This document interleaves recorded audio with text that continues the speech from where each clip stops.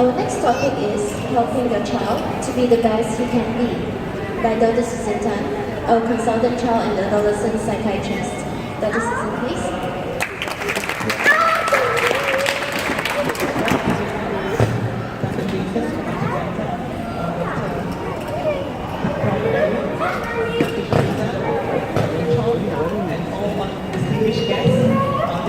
Children and parents. It seems as if Dr. Virginia and I have planned the talk together when we actually discuss about it, because she's talked about how we can actually optimize our children's abilities, and I'm going on to talk how we can help our children reach for the stars, because that's what they can do if we help them. Who is there to help them reach for the stars? What does neuroscience tell us? And how does neuroscience help us know how to optimize our child's potential? The most important person in that child's life is you, the parents. Yes? The hand that rocks the cradle is the hand that rules the world. So you are there, mom, dad, you will be changing the world, and you can change it one child at a time. This is not just a grandma's thinking, but this is actually from the latest neuroscience development.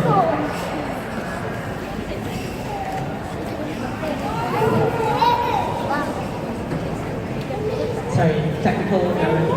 Okay, let's have foreign speakers coming in from Harvard University to talk to you, because obviously they have done the research and they are here to tell you what it's all about.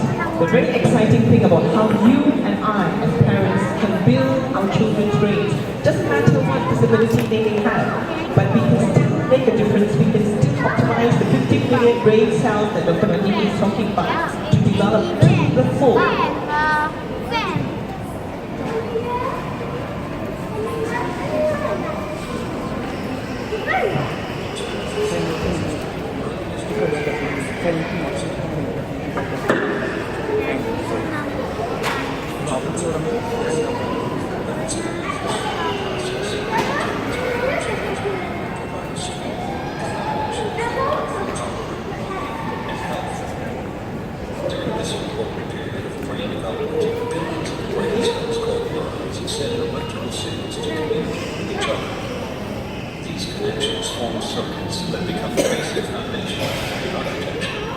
Circuits and connections proliferate at a rapid pace and are reinforced through repeated use.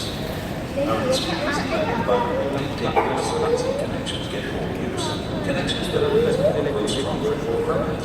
Meanwhile, connections that are meant to last fade away when all the process of well-used circuits create lightning fast pathways to travel across regions of the brain. Simple circuits provide the foundation.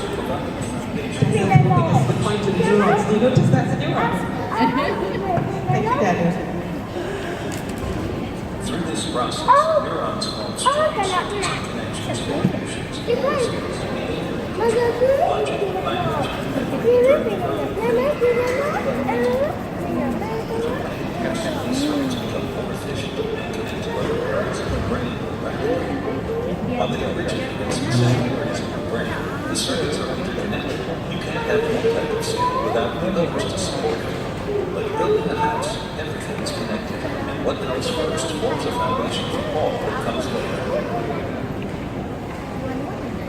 So you and I can build a house in inverted commas of our children's brain, one neuron at a time, getting the synapses to form stronger and stronger, or whatever is there, and helping other synapses to form to take over the tasks that Dr. mentioned of things that are not quite there. So what we're going to do, I'm not going to go into detail about this, because this is actually a summary of what was discussed in the video. It's just a plan B in case the video did not turn out. So let's go on to the next one. How does this happen? How do we do it? What's the way in which all of us can do this building foundation business of the brain cells in our children's brain?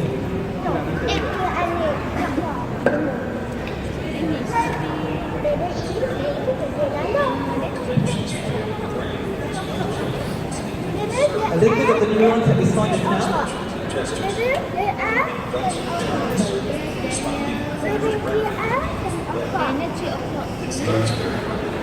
It's you talking to your kid, talking to your baby, responding to his call for you, is you being there.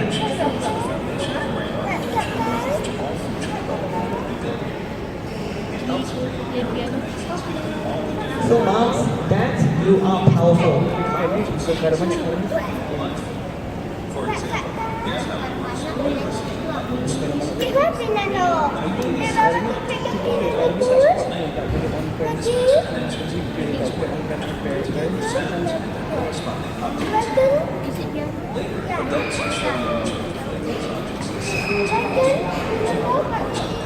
So reading skills is mom and dad reading to the child, not the teacher teaching in the front with the whiteboard alone.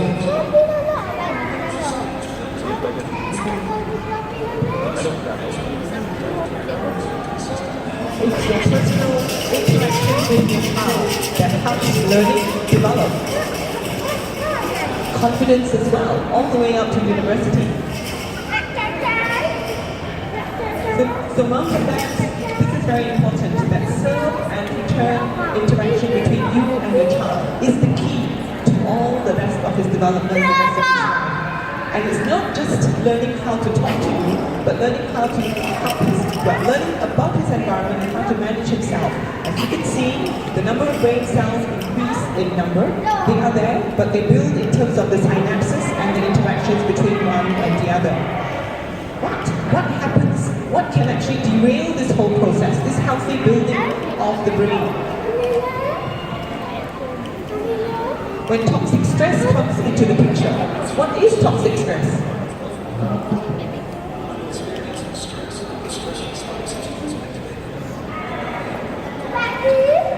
Yes, that's the heart, Daniel. Thank you very much. So when a child is distressed and there's nobody there, imagine an orphanage. If the child cries because he's wet and hungry and there's no person coming to meet his needs, he continues crying and crying. Unlike this little girl, his mom picks her up and soothes her. If there's unmet needs of all these children in places of abuse where they are neglected, this is what's going to happen. The stress system is going to be on hyper alert all the time, and this is going to end up with major problems, anxiety disorders, depressive disorders, and even physical disorders, cardiovascular disorders, diabetes. This comes from universities all over the world, and this is the latest research that tells us you can prevent this. You can prevent the toxic stress that derails your child's development.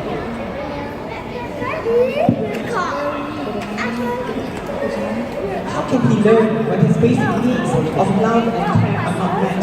This goes across the board. Whether your child is a special child, whether your child is a normal child, every child is special in their way. But this is very important for us to remember. All children need our love and care for us to be there to soothe them and to help them learn how to soothe themselves.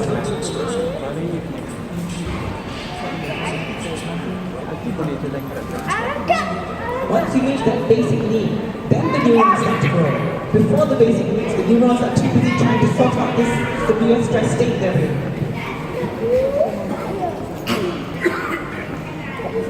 So these are the keys, parents, ladies and gentlemen. Your healthy development in the early years are the building blocks for your educational development.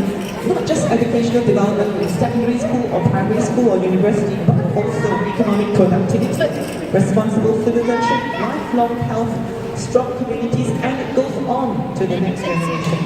So your role is fantastic. And here we see the whole big picture. These are the people who are the anchors of the research telling you themselves.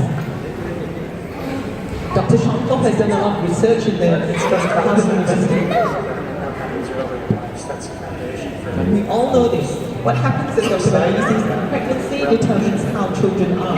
Biological science is that we're beginning to understand molecularly why that's true.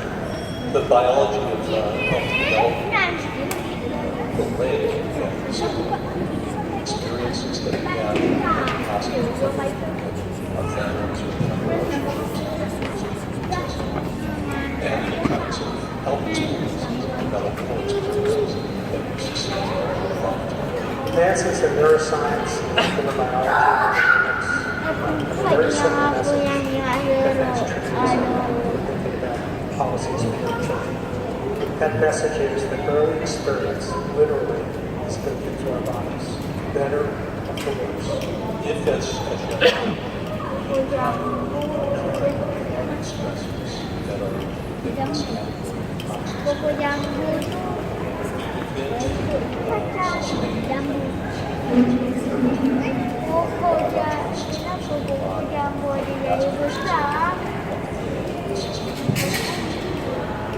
and over months and years of time, this exposure begins to break down and change the function of the systems.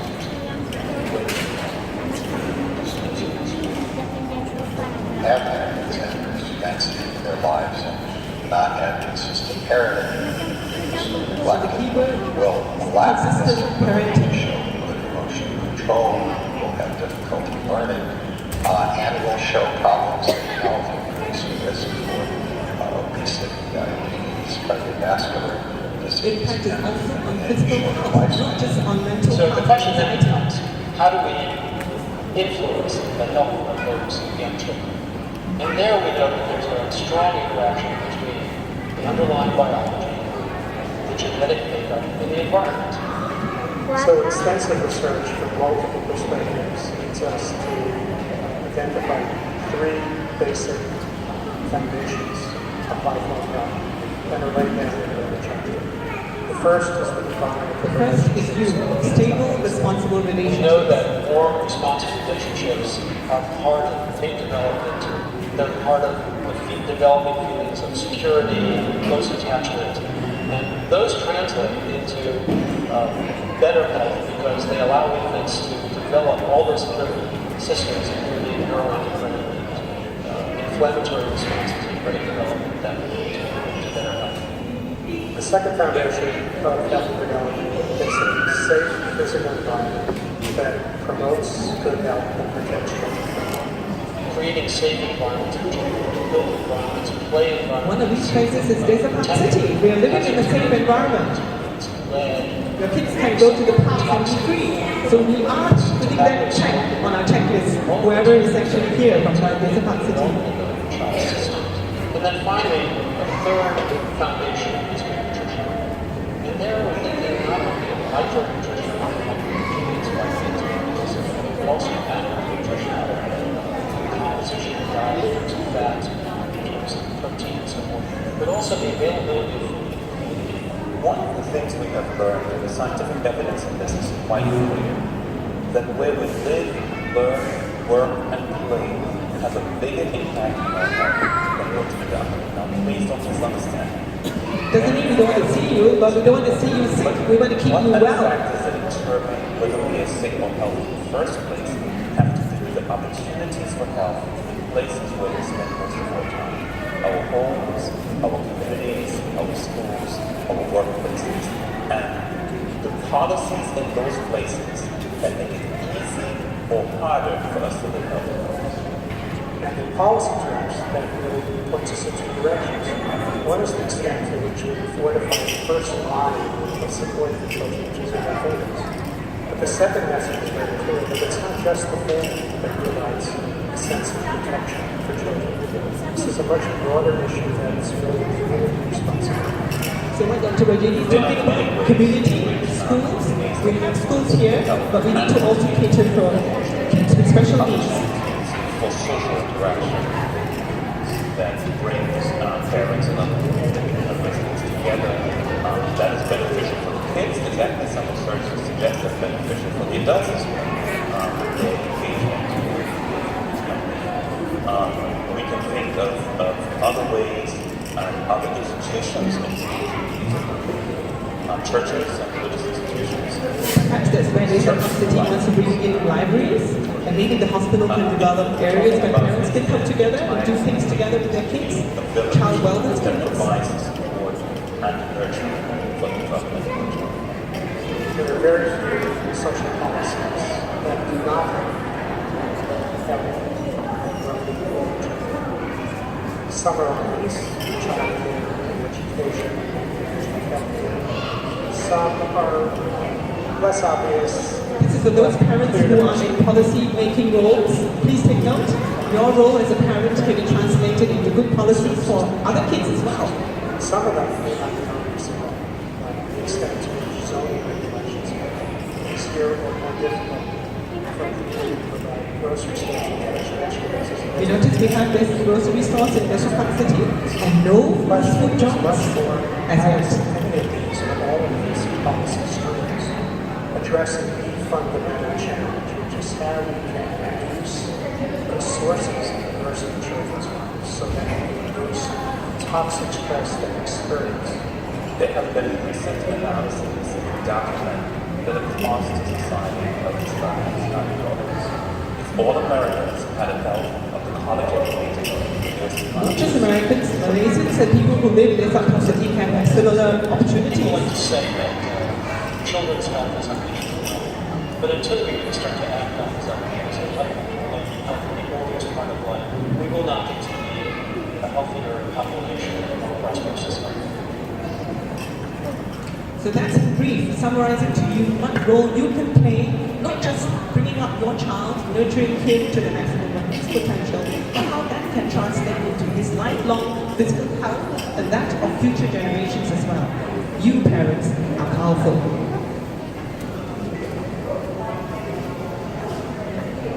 The next one. We won't go through this because this is actually a summary of the slide.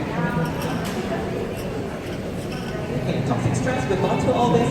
This has been discussed by the researchers from Harvard University, and it is true across the board, everywhere. Now we want to also see something that is by one of our patients who has become international. He is Clarence Khan, and like Abigail, he loves music, and has actually been invited to perform in RTM. So now you're going to have a second serenade and a third one coming up.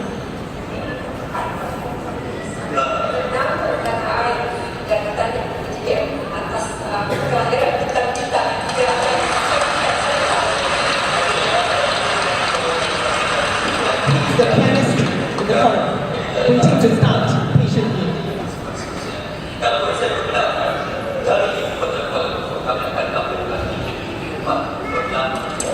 This is a Malay. This is our local Malay TV show, and it is actually showcasing these special children. These three presenters, one is doing sign language, as you can see. I'm actually going to introduce him. Clarence is actually a patient who was diagnosed with autism from very young, and he's actually also developed music to a very high degree, where he can actually play with Richard Clayderman, where Richard Clayderman came. His mom did the same as Abigail's mom, encouraged him to take up music. There he is.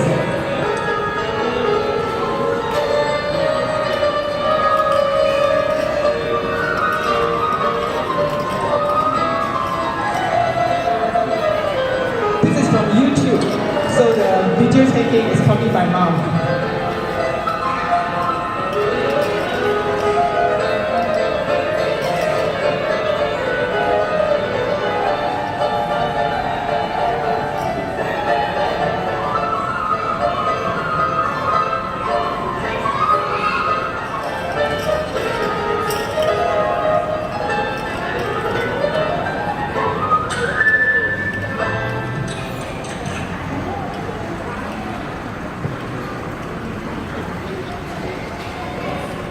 Clarence doesn't speak very much, but he knows that after he finishes playing, he needs to get up. Oh, let's move on to the next person.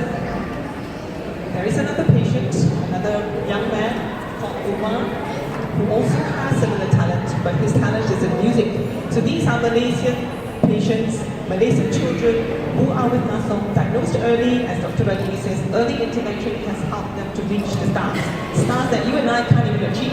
Can you imagine yourself playing the piano with RTM or singing in front of everyone on stage or internationally? You can't do it, I can't do it, they can.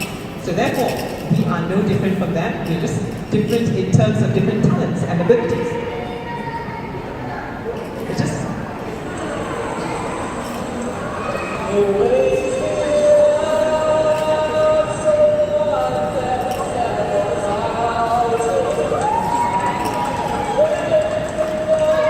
also from YouTube, so the video taking is probably my mom as well.